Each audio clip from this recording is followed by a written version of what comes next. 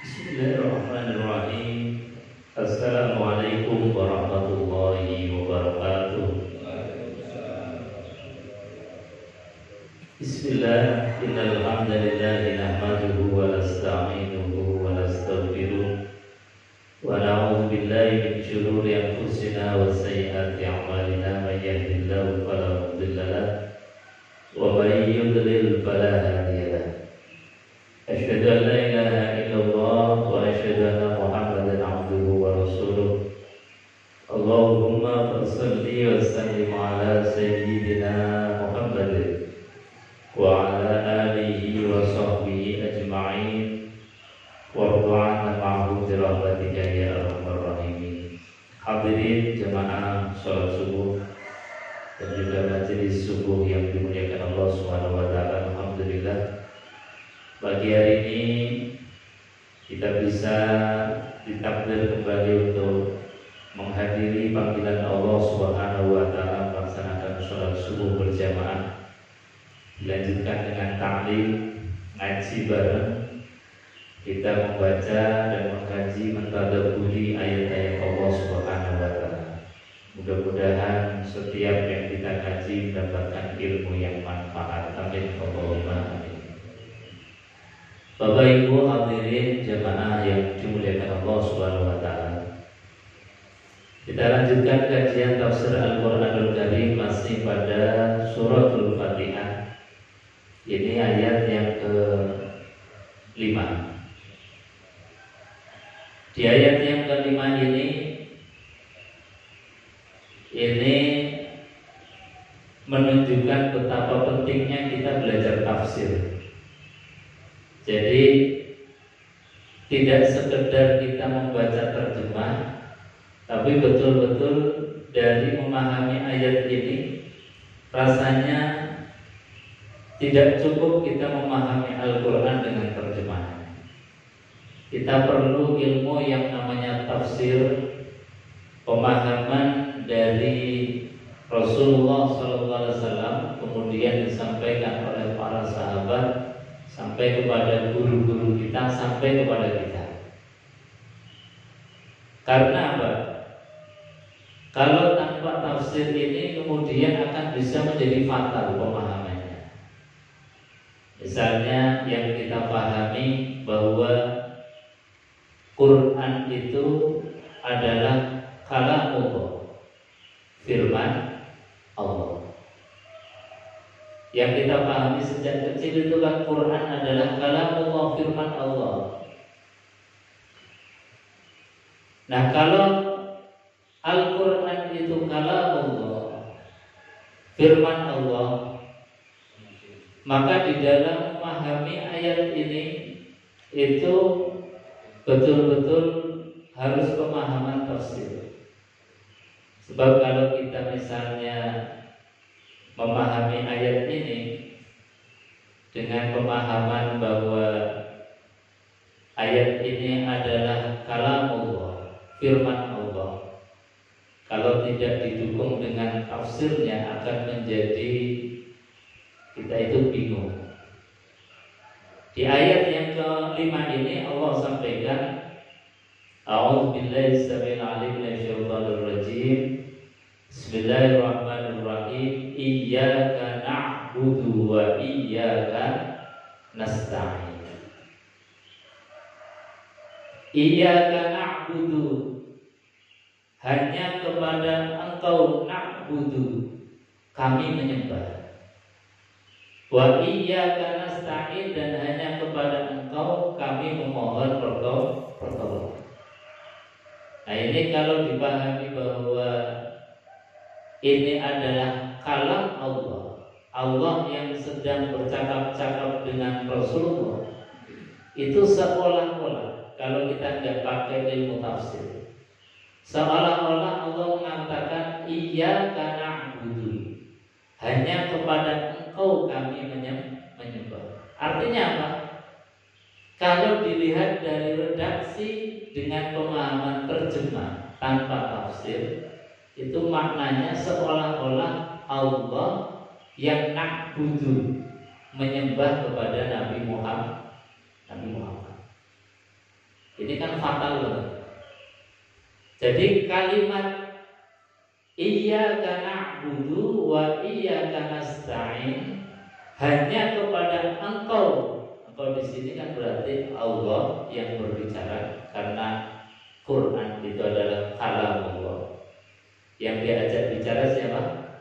Nabi Muhammad SAW. Maknanya apa? Secara redaksi seolah-olah bahwa Allah menyembah Nabi Muhammad, wa iyyaka nasta'in, dan hanya kepada Engkau kami memohon pertolongan. Jadi secara kalimat maknanya ini kalau tidak dipahami secara tafsir, ini akan menjadi fatal. Bukan hanya salah, tapi menjadi fatal karena kalimatnya menjadi Allah menyembah Nabi Muhammad Sallallahu Alaihi Wasallam. Maka ketika kita yakin bahwa Quran itu kalamullah, tidak seperti misalnya viral di akhir-akhir ini yang mengatakan bahwasanya Quran itu ucapan Muhammad, seperti yang kita lagi rame di Al-Zaitun, yang kalau khutbahnya atau kalau mengatakan qala Rasulullah sallallahu alaihi wasallam fil Qur'anil Karim. Ini dengan tantangnya qala Rasulullah berkata di dalam Quran. Ini kan sudah sangat salah. Dalilnya ini. Dalilnya iyyaka na'budu wa iyyaka nasta'in. Jadi bahwa ini adalah ucapannya Muhammad, sehingga kemudian dipahami Quran itu bukan kalam Allah, tetapi kalam ucapannya Nabi Muhammad SAW. Maka kita harus luruskan betul supaya kita enggak menjadi ragu. Sebab di dunia kita sekarang luar biasa, di dunia maya ini peperangan pemikiran luar biasa. Kalau kita tidak mendasari dengan pemahaman yang kuat, kita bisa ngikut-ngikut mereka. Maka ketika kita dari awal, dari kecil sudah dipahamkan bahwa Quran itu kalamullah, maka dijelaskan di dalam tafsir yang paling ringan, misalnya tafsir Jalalain saja. Itu sudah diajarkan dalam memaknai dan memahami ayat yang kelima surat Al-Fatihah, iyyaka na'budu wa iyyaka nasta'in. Maka kata para ahli tafsir, qul iyyaka na'budu wa iyyaka nasta'in. Jadi ada kalimat pembuka, ada kalimat yang mengantarkan iyyaka na'budu wa iyyaka nasta'in, yaitu kalimat qul. Katakanlah wahai Muhammad, katakan apa? Iyyaka na'budu wa iyyaka nasta'in. Kalau tidak ada kata pengantar qul, ini maknanya jadi tadi bahwa Allah menyembah Muhammad, Allah meminta kepada Nabi Muhammad, dan ini fatal. Makanya para ahli tafsir itu memberikan penjelasan memaknai ayat ini harus ada pengantarnya. Qul, katakanlah wahai Muhammad, ucapkan apa? Iyyaka na'budu wa iyyaka nasta'in. Sehingga ketika ini dimaknai bahwa firman Allah mengatakan iyyaka na'budu, itu sebetulnya sedang mengajarkan Nabi Muhammad, sedang mengajarkan kita supaya kita mengucapkan iyyaka na'budu wa iyyaka nasta'in. Jadi itu benar kalamnya Allah, benar itu firmannya Allah, tapi firman Allah yang diajarkan kita supaya kita mengucapkan kalimat itu. Nah, seperti misalnya kita ngajari anak-anak kita, nah sejak kecil sudah diajarkan ini bapakmu misalnya. Lalu kalimat itu kita ajarkan kepada anak kita. Ini artinya apa? Bahwa kalamnya Allah sudah diajarkan kepada Rasulullah sehingga menjadi kalamnya Rasulullah. Kalam Allah diajarkan kepada kita sehingga kita mengucapkan kalimat iyyaka na'budu wa iyyaka nasta'in. Nah, ini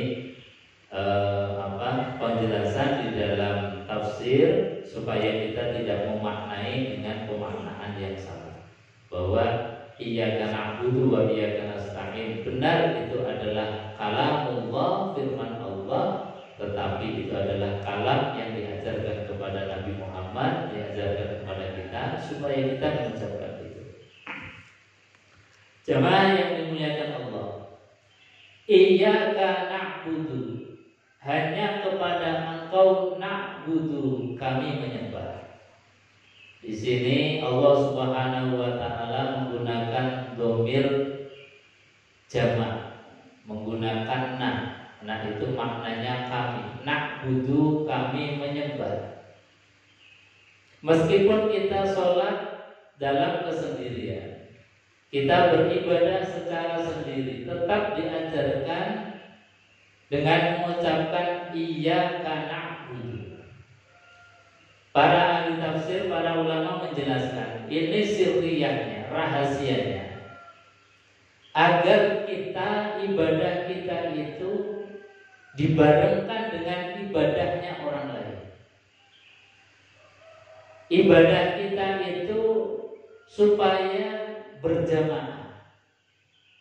Karena dengan berjamaah, dengan dibarengkan dengan orang lain, maka ibadah kita yang rentan, yang mungkin kurang sempurna di dalam syarat dan rukunnya, di dalam khusyuk dan khudu'nya, di dalam ikhlas ridhonya kepada Allah Subhanahu wa taala, yang dengan tadi kita kurang syarat rukunnya, mungkin awalnya mau ditolak oleh Allah Subhanahu wa taala, tetapi gara-gara kita ini ibadahnya diikutkan, dibarengkan dengan ibadahnya orang lain yang mungkin lebih ikhlas, mungkin lebih sempurna, mungkin lebih baik secara bacaannya, syarat dan rukunnya lebih sempurna, maka ibadah kita yang asalnya mau tertolak kemudian ikut diterima oleh Allah Subhanahu wa taala. Makanya rahasia dan sirriyahnya kalimat na'budu bukan a'budu. Jadi kalau kita mau untuk dibaca sendiri, sebetulnya kalimatnya iyyaka a'budu, hanya kepada Engkau aku menyembah. Tapi tidak itu yang diingini oleh Allah. Allah sampaikan iyyaka na'budu, hanya kepada Engkau na'budu kami menyembah. Artinya ibadah kita itu hendaknya dibarengkan oleh orang lain. Ibadah kita itu dibersamai dengan ibadahnya orang lain sehingga katutan.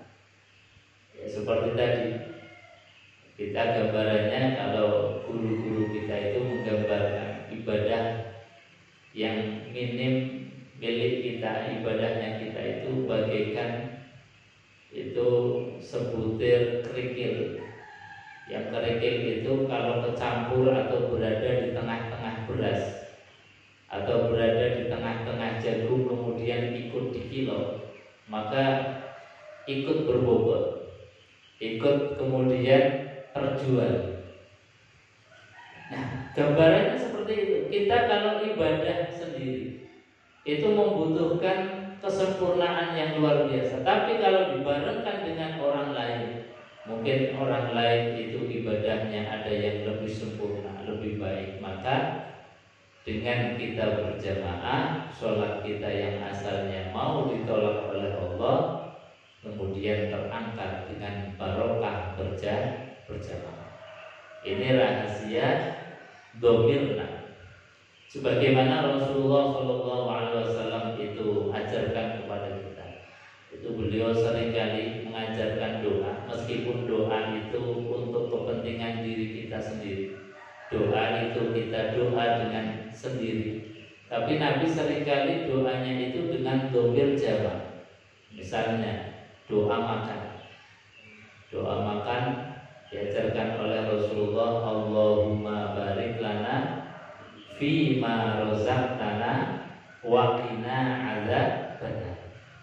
Meskipun kita makannya sendiri, tetap doanya Allahumma barik lana, tidak barik li.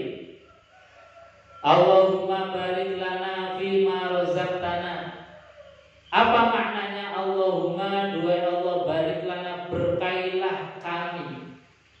bukan berkahi aku.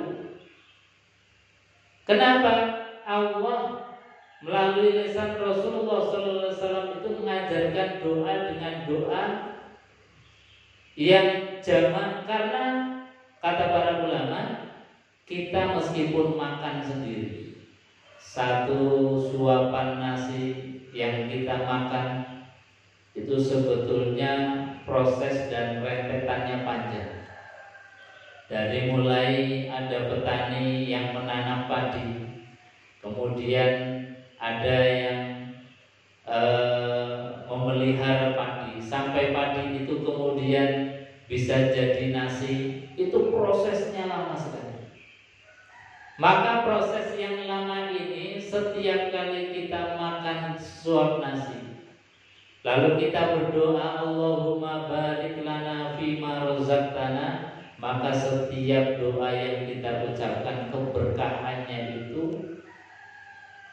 akan didapatkan oleh siapapun yang kemudian ikut andil dalam sesuap nasi yang kita makan.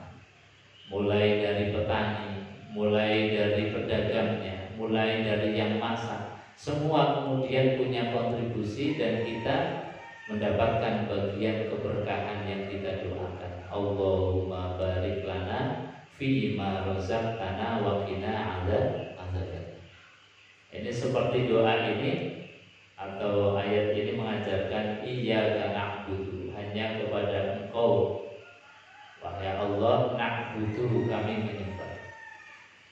Wa iyyaka nasta'in, dan kata Allah Subhanahu wa taala, wa iyyaka, dan kepada Engkau la nasta'in, kami memohon pertolongan. Bapak Ibu hadirin jemaah yang dimuliakan Allah Subhanahu wa taala, ini adalah ayat yang sifatnya hakiki atau hakikat. Jadi jangan dipahami ayat hakikat ini sebagai ayat syariat.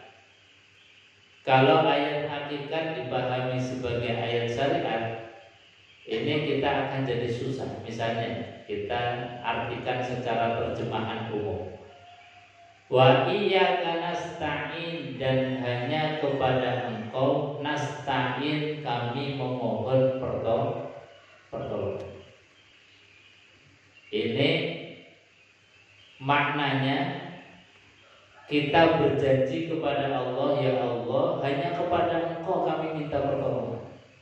Kalau ini dipahami secara syariat, maka ketika kita minta tolong sama suami, sama istri, kita minta tolong sama anak, minta tolong sama lewat pembantu kita, minta tolong sama orang lain, ini seolah-olah melanggar janji kita sendiri.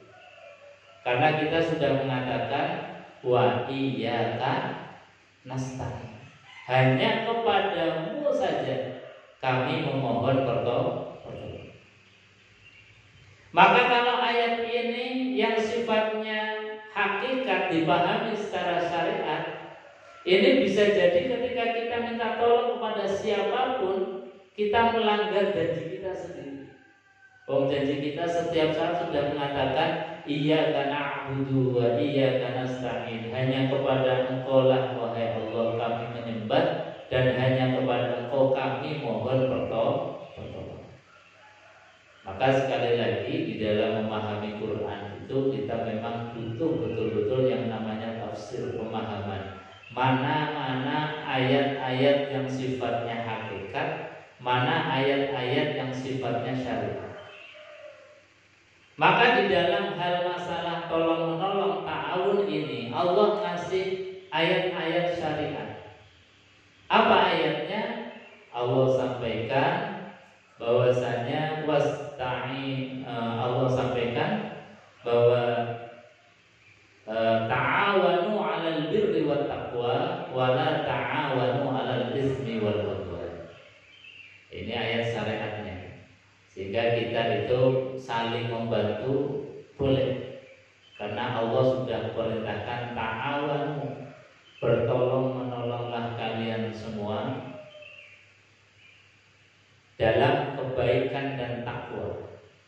Wala ta'awanu 'alal ismi wal udwan, dan jangan tolong menolong dalam hal dosa dan permusuhan. Jadi sudah ada ukurannya. Kalau tolong menolong kita dalam hal yang kebaikan, oh berarti boleh. Meskipun itu kita minta tolong kepada orang lain. Misalnya kita kendaraannya rusak, minta tolong sama bengkel, boleh. Karena memang Allah memberikan ruang untuk saling membantu.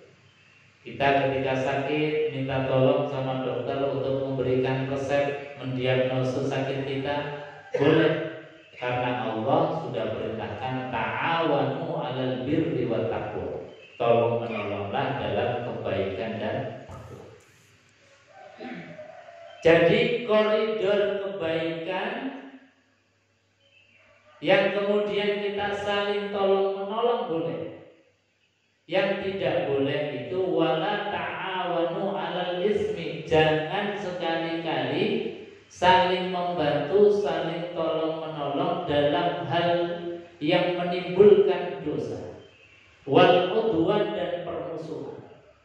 Ini sudah ada barometernya, sudah ada koridornya. Jadi kalau itu sudah masalah dosa, tidak boleh saling tolong menolong. Kalau itu dalam hal saling permusuhan, ini juga sudah tidak boleh saling tolong menolong. Boleh saling tolong menolong asal dalam kerangka ta'awanu 'alal birri wat taqwa. Jadi dalam hal bir, kebaikan, dan dalam ketakwaan kita boleh saling membantu. Bapak Ibu hadirin jemaah yang dimuliakan Allah Subhanahu wa taala. Tetapi kita di dalam hal saling membantu, di dalam memaknai ayat-ayat yang sifatnya syariat tadi, tidak boleh berhenti di situ saja. Harus dikembalikan kepada ayat hakikat yang asli, yaitu di ayat ini. Wa iyyaka nasta'in. Bahwa apapun pertolongan kita yang kita dapatkan dari makhluk, dari orang lain, dari istri kita, dari anak kita, dari tetangga kita, maka kita tidak boleh berhenti di situ. Kita harus yakini bahwa pertolongan dari orang lain itu sebetulnya hakikatnya adalah pertolongan Allah Subhanahu wa taala. Ini yang menjadi alur berpikirnya kita ketika kita saling membantu. Jangan lupa kita bisa dibantu oleh orang lain. Itu karena Allah menggerakkan orang lain untuk membantu kita. Ketika kita ditolong oleh orang lain, dibantu orang lain, jangan merasa kemudian kita itu menjadi orang hebat atau menjadi orang yang disukai banyak orang. Tapi ingatlah bahwa pertolongan apapun dari orang lain, kalau Allah tidak menggerakkan hati orang lain untuk menolong kita, meskipun kita sakit kesana kemari nyari dokter, dilalah dokternya tidak ada. Kita pas kendaraannya rusak, jalan sampai jauh cari bengkel, dilalah bengkelnya tutup.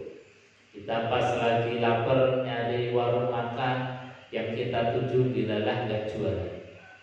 Ini namanya pertolongan Allah Subhanahu wa taala.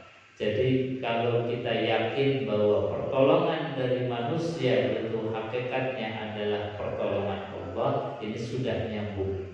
Sebagaimana janji kita di dalam surat Al-Fatihah ayat yang kelima ini, iyyaka na'budu wa iyyaka nasta'in. Bapak Ibu hadirin jemaah yang dimuliakan Allah Subhanahu wa taala. Jadi ayat ini mengajarkan kepada kita menyembah kepada Allah Subhanahu wa taala, menjadi orang baik itu jangan sendiri. Diikutkan dengan kebaikan orang lain. Kita berbuat baik itu secara berjamaah. Ini namanya amud dalalah. Jadi dalil umum. Dalil umumnya kita sholat jamaah, ibadah bareng-bareng. Apa dalil umumnya? Iyyaka na'budu, hanya kepada Engkaulah kami menyembah. Dalil umumnya kita beribadah secara bareng-bareng, ngaji bareng-bareng. Karena kalau ngaji sendiri banyak malesnya, baru baca satu ayat saja sudah ngantuk, baca tafsir sedikit rasanya sudah males. Jangankan mau baca tafsir, mau buka Quran saja untuk baca itu rasanya males. Tapi kalau kemudian dibuat sistem berjamaah, ngaji bareng-bareng, saling menyimak, itu namanya iyyaka na'budu. Sehingga apa? Ketika kita lagi dalam keadaan malas, ada yang menyemangati. Lagi dalam keadaan lalai, ada yang mengingatkan. Lagi dalam keadaan mungkin tidak sempurna, kita kemudian disempurnakan oleh orang lain. Ini namanya amud dalalah, dalil umum. Jadi Quran itu kalau dibedah ada namanya amud dalalah, dalil yang am, dalil umum. Ada yang khosud dalalah, dalil yang khusus. Jadi kita kalau melakukan aktivitas apapun itu jangan kemudian minta dalil yang khusus terus. Sebab apa? Kalau kita minta dalil yang khusus terus, ini Qur'annya bisa jadi mungkin tidak cukup 30 juz. Karena apa? Harus rigid.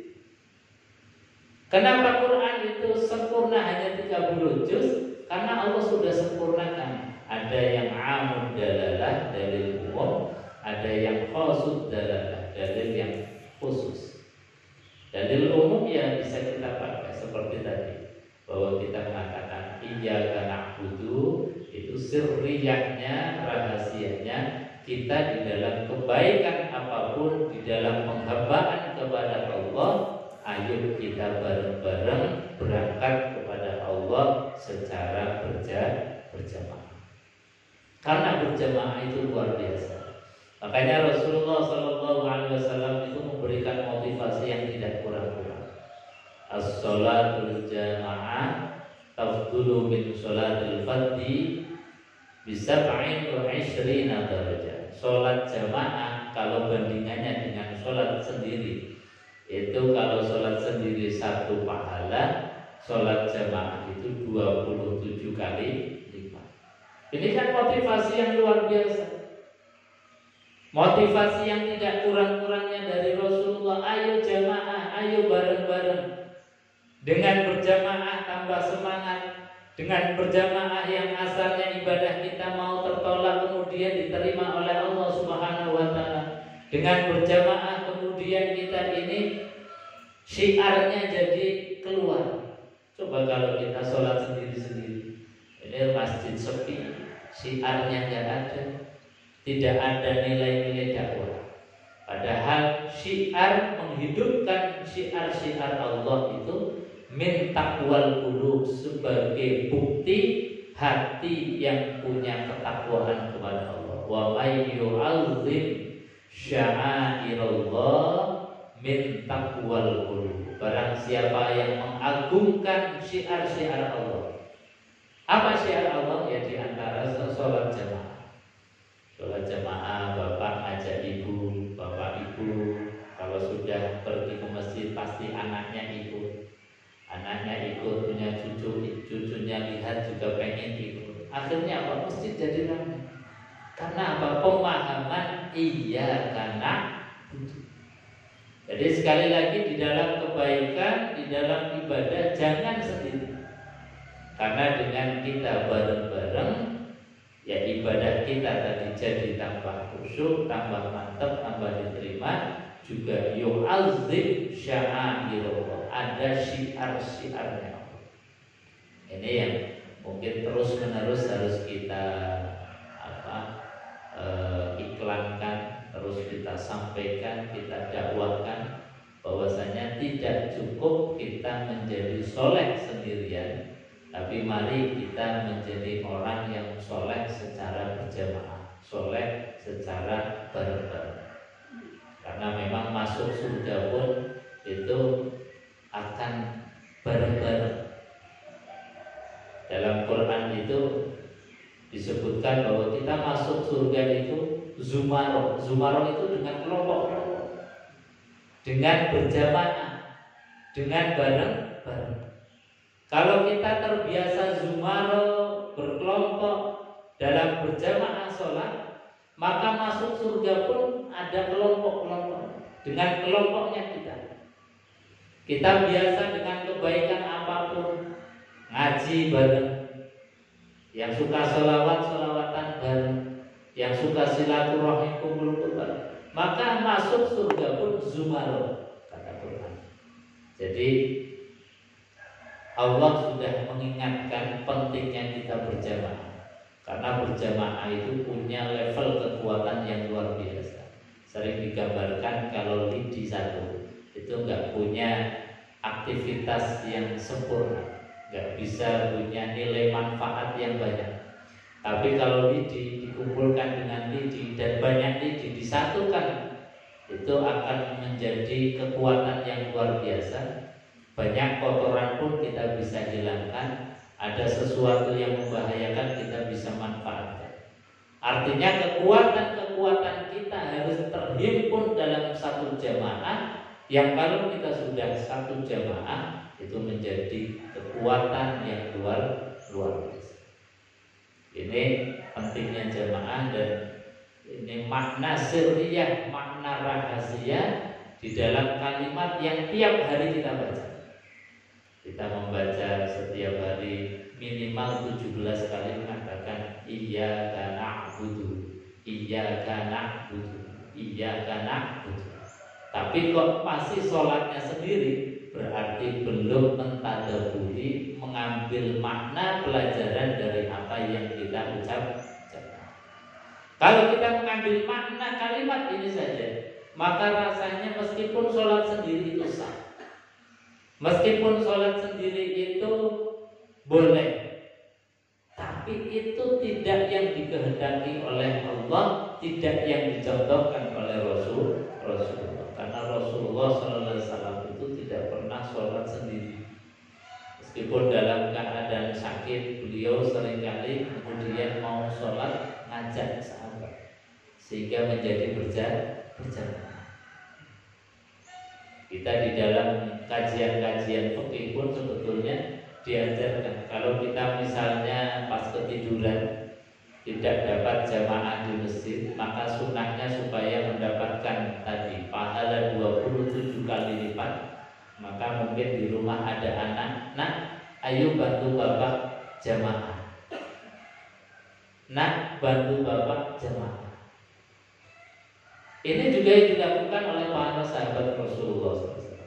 Rasulullah ada beberapa sahabat yang ketika beliau itu sholat bersama Rasulullah, pulang itu kemudian membantu saudara, membantu keluarganya untuk mendapatkan fadilah jamaah, sehingga apa? Sholatnya ada diulang 2 kali bersama Rasulullah, sholat jamaah, pulang kemudian ngimami istri dan pernah Pak? Belum deh.